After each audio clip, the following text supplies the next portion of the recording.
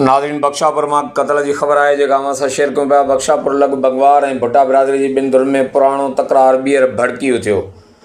बंगवार बिरादरी जे हथियारबंदनि भुट्टा बिरादरी जे नौजवान मथां हथियारनि जा मुंहुं खोले छॾिया।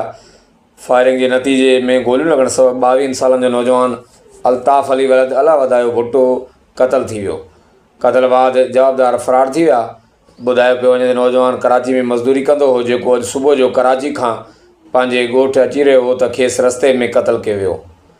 यादि रहे त कुझु महीना अॻु बंगवार बिरादरी ऐं भुट्टा बिरादरी विच में मामूली ॻाल्हि तां झेड़ो शुरू थियो हो, जंहिंमें हिन वक़्त ताईं ॿिन्ही धुरनि जा 6 ॼणा क़त्ल थी चुका आहिनि।